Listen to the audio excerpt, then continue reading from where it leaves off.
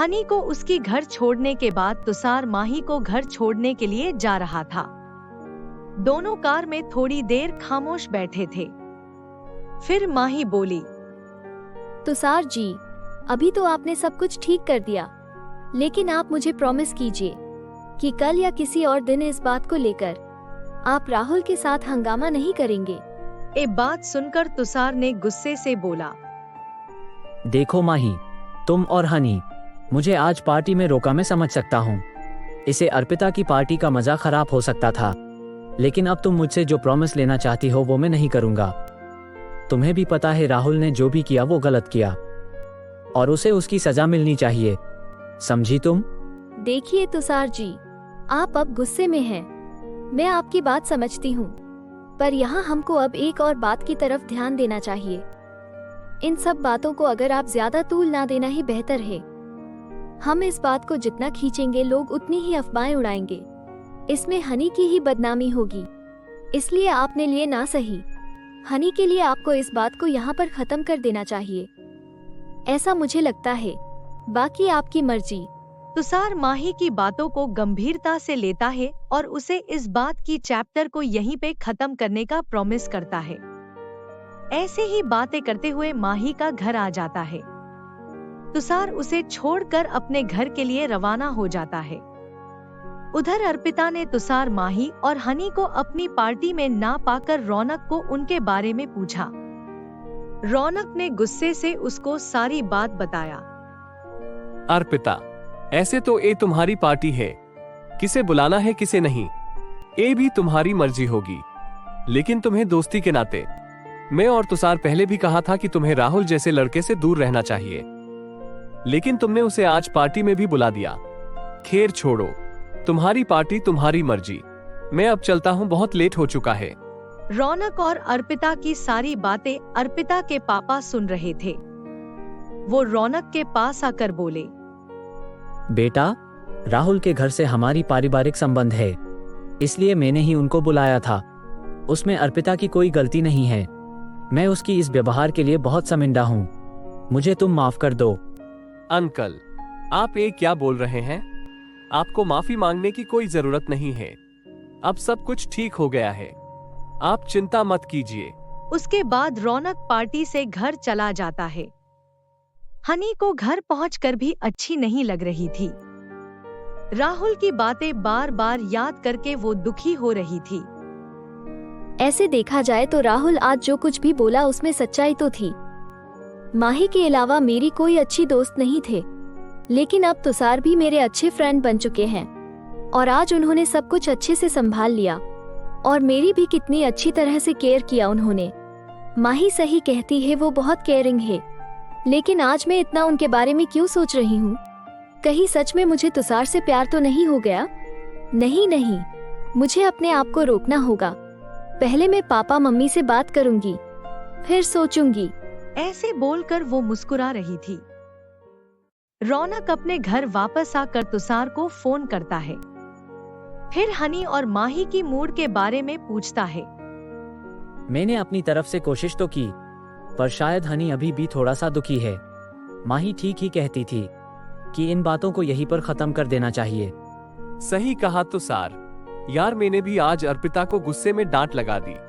उसकी पापा ने बताया कि उन्होंने ही राहुल को पार्टी में बुलाया था।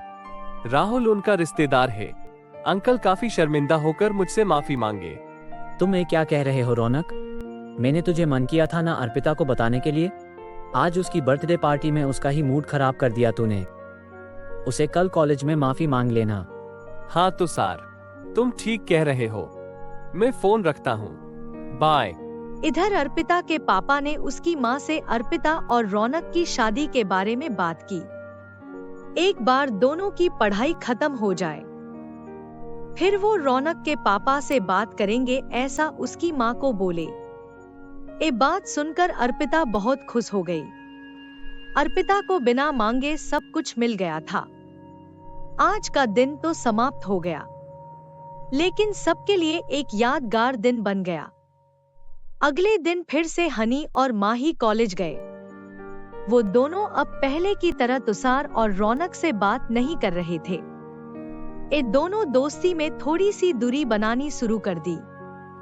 इनके मन में शायद कहीं ना कहीं उस दिन रात की घटना को लेकर संकोच हो गया था, लेकिन प्यार तो दोनों के मन में तुषार के लिए था।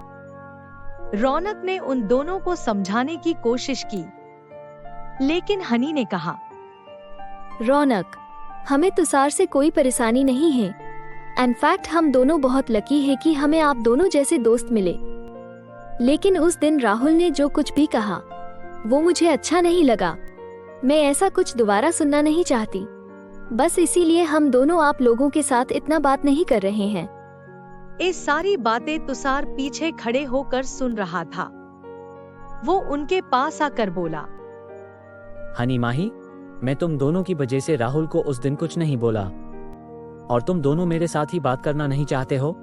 ठीक है, कोई बात नहीं। तुम दोनों मेरे साथ जैसे कंफर्टेबल फील करो ऐसे ही पेश आओ। मैं समझ सकता हूँ, लेकिन याद रखना हम सब दोस्त हैं। जब भी तुम दोनों की मेरी जरूरत पड़े तुम मुझे बोल सकते हो। ऐसे बोलकर तुषार वहां से चला गया।